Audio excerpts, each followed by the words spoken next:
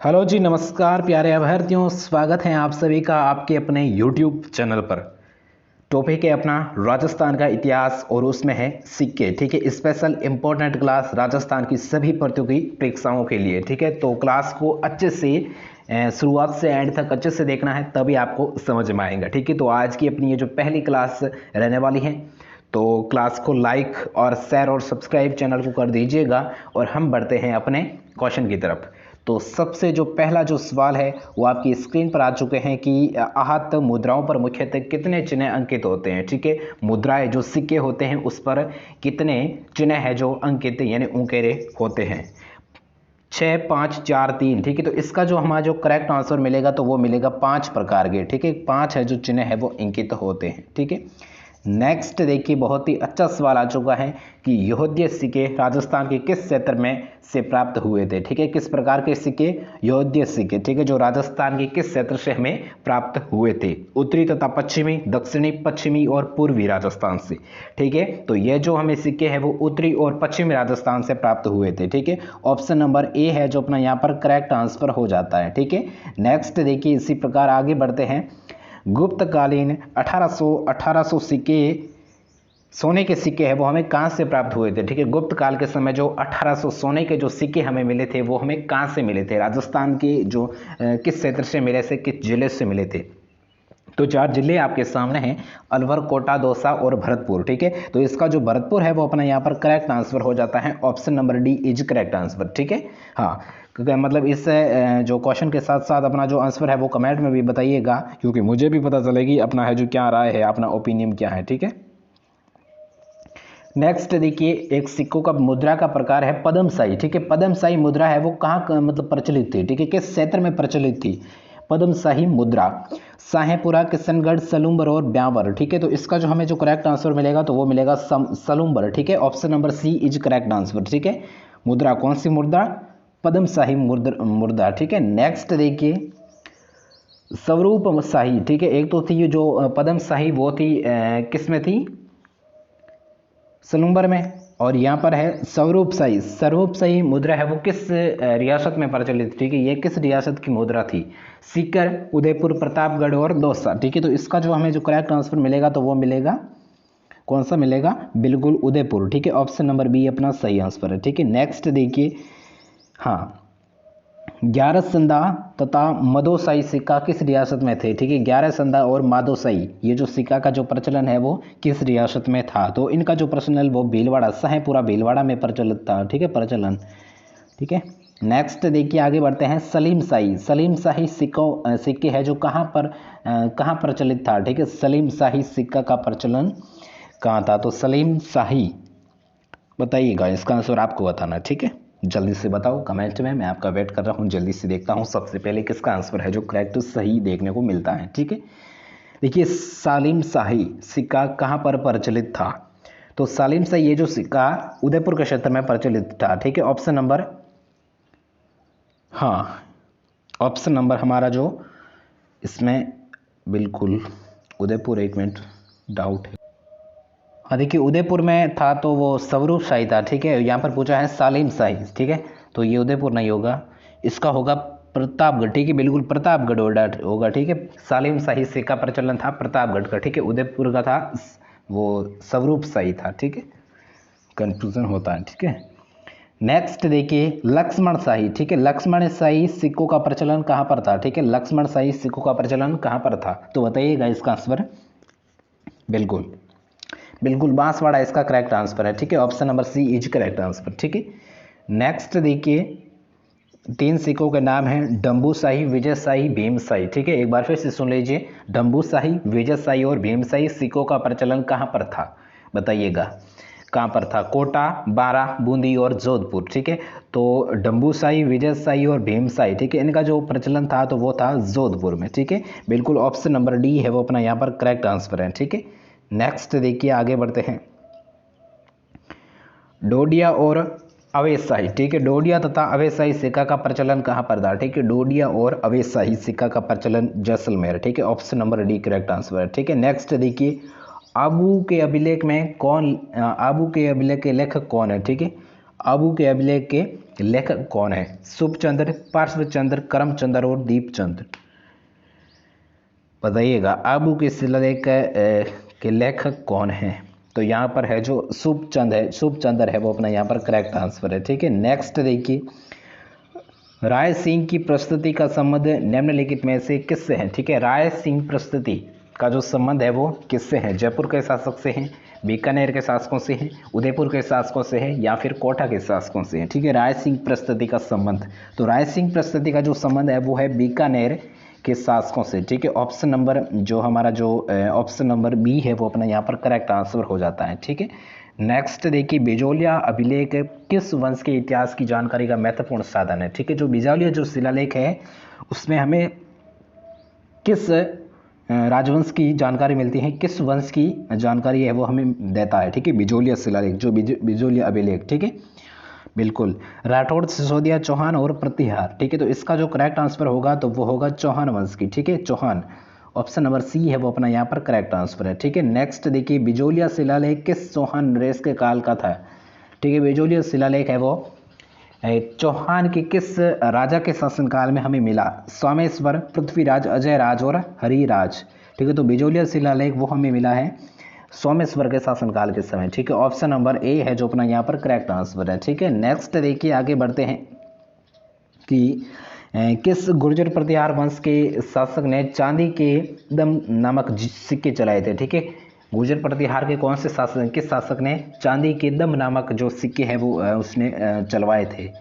ठीक है, महिर भोज, नागभट्ट प्रथम, ध्रुव प्रथम और महेंद्रपाल प्रथम। ठीक है, तो इसका जो करेक्ट आंसर होगा तो महिर भोज। ठीक है, ऑप्शन नंबर ए अपना यहाँ पर करेक्ट आंसर है। नेक्स्ट देखिए, करौली राज्य में सर्वप्रथम सिक्के डलाने का जो श्रेय है वो किस शासक को है? ठीक है, करौली राज्य में, करौली रियासत में सर्वप्रथम सिक्कों का जो प्रचलन है वो किस शासक ने किया था? महाराजा माणकपाल, गज सिंह, गंगा सिंह या फिर तख्त सिंह। ठीक है, तो इसका जो हमें जो करेक्ट आंसर देखने को मिलता है तो वो मिलता है माणकपाल। ठीक है, ऑप्शन नंबर ए अपना यहाँ पर करेक्ट आंसर हो जाता है। ठीक है, नेक्स्ट देखिए कि किस टकसाल के बने हुए रुपए पर हजरी सन यानी 1188 का निशान होने से वह रुपया 88 कहलाता है? ठीक है, काफ़ी सवाल है थोड़ा, एक बार फिर से सुन लीजिए। किस टकसाल के बने हुए रुपये पर हजरी सन 1888 का निशान होने पर वह रुपया 88 कहलाता है? पाली की टकसाल, सोजत की टकसाल, भरतपुर की टकसाल या फिर मेड़ता की टकसाल? ठीक है, तो इसका जो हमें जो करेक्ट आंसर होगा तो वो होगा मेड़ता की टकसाल। ठीक है, option number D is correct answer. ठीक है, नेक्स्ट देखिए, आगे बढ़ते हैं। प्राचीनतम सिक्के कहलाते हैं यानी सबसे प्राचीन सिक्के हैं वह कौन से सिक्के हैं? सबसे प्राचीन सिक्के, पंचमार्क सिक्के, इंडो ग्रीक सिक्के, ताम्र सिक्के या फिर सालिम शाही सिक्के? सालिम शाही हमने पीछे पढ़ा था, प्रतापगढ़ के रियासत में प्रचलित थे। ठीक है, प्रतापगढ़ में। एक था स्वरूप शाही जो थे उदयपुर के। ठीक है, तो यहां पर पूछा गया है प्राचीनतम सिक्के, सबसे प्राचीनतम सिक्के है पंचमार्क सिक्के। ठीक है, ऑप्शन नंबर ए है वो अपना यहां पर करेक्ट आंसर है। ठीक है, नेक्स्ट देखिए, गदियाशाही मुद्रा का प्रचलन कौन सी रियासत में था? ठीक है, गदियाशाही मुद्रा का प्रचलन किस रियासत में था? मेवाड़, भरतपुर, बीकानेर और जयपुर। ठीक है, तो गदियाशाही जो मुद्रा का जो प्रचलन था तो वो था जयपुर रियासत में। ठीक है, ऑप्शन नंबर डी अपना यहाँ पर करेक्ट आंसर हो जाता है। नेक्स्ट देखिए, मारवाड़ में अधीर वहाय सिक्कों का प्रचलन किसने प्रारंभ किया? ठीक है, आदिवराय, मारवाड़ में आदिवराय सिक्कों का प्रचलन का जो प्रारंभ है वो किसने किया था? रावजोधा ने, रावचुंडा, विजय सिंह या फिर महिर भोज? ठीक है, तो इसका करेक्ट आंसर हो जाएगा ऑप्शन नंबर डी महिर भोज। ठीक है, नेक्स्ट देखिए, इसी प्रकार बहुत ही अच्छे और इम्पोर्टेंट सवाल है। ठीक है, तो इसलिए आप चैनल को सब्सक्राइब जरूर कर लो क्योंकि हम हर रोज आपके लिए ऐसे ही जो एक्सपेंसिव और नॉलेजेबल वीडियोस है वो लाते रहते हैं। ठीक है, तो सब्सक्राइब कर लो और पास में जो बेल आइकन है यानी जो नोटिफिकेशन का जो निशान आ रहा है उस पर ऑल पे क्लिक कर दो। ठीक है, क्योंकि हम कोई तुरंत वीडियोस अपलोड करो तो आपको तुरंत सबसे पहले पहुंचे। ठीक है, आप तक सुरक्षित। तो 21 नंबर सवाल ये कह रहा है कि सिवी जनपद का उल्लेख सर्वप्रथम स्रोत है। ठीक है, सिवी जनपद का उल्लेख का सर्वप्रथम स्रोत है। ठीक है, सिवी जनपद में, हाँ, बताइएगा सिक्के, शिलालेख, साहित्य, संस्कृति और महाभारत। तो इसका होगा सिक्के। ठीक है, हमारा टॉपिक भी सिक्के है। ठीक है, तो इसका सिक्के है जो अपना यहाँ पर करेक्ट आंसर हो जाता है। ठीक है, नेक्स्ट देखिए, चांदोली सिक्के का संबंध राजस्थान के किस राज्य से है? बहुत ही अच्छा और इंपॉर्टेंट सवाल आ चुका है। ठीक है, मैं कहता हूं कि बहुत ही अच्छा सवाल है और काफी इंपॉर्टेंट है। ठीक है, कि चांदोली सिक्कों का संबंध देखिए काफी एग्जाम्स में बार बार आ रहा है ये सवाल। ठीक है, बहुत ही अच्छा है, तो इसलिए इस सवाल को आप कैसे भी करके रट लेना है। ठीक है, कैसे भी कर ले आपको याद रखना है। किस प्रकार का सिक्का है? चांदोली सिक्का। उसका जो संबंध है वो किस रियासत, किस राज्य से था? जोधपुर, भरतपुर, उदयपुर और जयपुर। ठीक है, तो बताइएगा इसका आंसर आप सभी को कमेंट बॉक्स में बताना है। ठीक है, जल्दी से बताओ, ऐसे करके बताओ। 22वें का सी, डी, जो भी बी। ठीक है, तो बिल्कुल इसका जो करेक्ट आंसर होगा तो वो होगा उदयपुर, सी। ठीक है, सी है वो अपना यहाँ पर करेक्ट आंसर है। ठीक है, नेक्स्ट देखिए, हाँ, निम्न में से जो पंचमार्क से संबंधित नहीं है। ठीक है, पंचमार्क हमने पीछे पढ़ा था जो सबसे प्राचीनतम सिक्का था। ठीक है, सबसे प्राचीनतम सिक्का पंचमार्क, उसका संबंधित नाम नहीं है। चंवर, आहा, दरणपण। तो इसका जो करेक्ट आंसर हमें देखने को मिलता है तो वो मिलता है, कौन सा मिलता है? चंवर। ठीक है, उसका जो संबंध है वो पंचमार्क से नहीं है। ठीक है, ठीक है, नेक्स्ट देखिए, प्रतापगढ़ राज्य, हाँ, प्रतापगढ़ राज्य से संबंधित सिक्का है। बहुत ही अच्छा और इम्पोर्टेंट सवाल आ चुका है। अगर आपने इस क्लास को अच्छे से ध्यान से पढ़ा है, सुना है, देखा है तो ये क्वेश्चन रिपीट हुआ है। ठीक है, मान लो कि इसका जो अभी आंसर है ना वो पिछले क्वेश्चन में जो क्वेश्चन था और इसका जो क्वेश्चन है वो आंसर था। ठीक है, तो उल्टा पूछा गया है। प्रतापगढ़ राज्य से संबंधित सिक्का है, तो बिल्कुल आपके सामने, अगर आपको क्लास को ध्यान से देखा है ना तो इसका आंसर है वो आप आसानी से दे सकते हो। ठीक है, तो बताइएगा, सभी का मैं वेट कर रहा हूँ। ठीक है, जल्दी से इसका आंसर बताओ गाइस, जल्दी से बताओ। सालिम शाही, वरह शाही, गदिया शाही और शाह आलिम। प्रतापगढ़ राज्य से संबंधित सिक्का, बिल्कुल सही, बिल्कुल ऑप्शन नंबर ए अपना यहाँ पर करेक्ट आंसर है, सालिम शाही। ठीक है, नेक्स्ट देखिए, नेक्स्ट देखिए, पुराण और कृषाणपण आदि नामों से किस मुद्रा को जाना जाता था? तो इसका हो जाएगा आहत मुद्रा। ठीक है, option number A correct answer है। नेक्स्ट देखिए, रंगमेल, जहाँ से कुषाणोत्तर काल के सिक्के प्राप्त हुए और वो राजस्थान के किस जिले में? ठीक है, रंगमेल, रंगमेल हनुमानगढ़। ठीक है, ऑप्शन नंबर सी अपना यहाँ पर करेक्ट आंसर है। जैसलमेर राज्य का जो तांबे सिक्का कहलाता था। ठीक है, जैसलमेर राज्य का तांबे का सिक्का कहलाता था। भदोम शाही, अवे शाही को पुकारा, डोडिया और माणक शाही। जैसलमेर राज्य के जो तांबे का सिक्का कहलाता था तो उसको कहा जाता था डोडिया। ठीक है, नेक्स्ट देखिए, विश्व के सबसे छोटे व कम वजन वाले सिक्के कहाँ से प्राप्त हुए? ठीक है, बहुत ही अच्छा सवाल है। विश्व के सबसे छोटे और कम वजन वाले सिक्के हैं वो हमें कहाँ से प्राप्त हुए? रंगमेल, नगरी, नगर और कालीबंगा।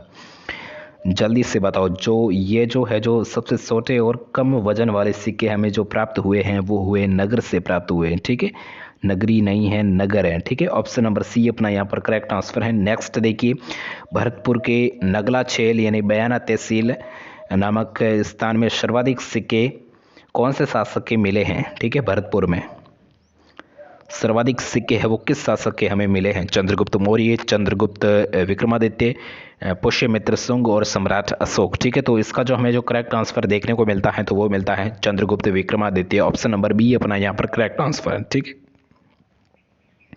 नेक्स्ट देखिए, आज का अपना अंतिम बहुत ही अच्छा और सवाल आ चुका है आपकी स्क्रीन पर। बताइएगा इसका आंसर कि निम्न में से कौन सी मुद्रा आदिव्राह्य शैली की है? ठीक है, आदिव्राह्य शैली की है।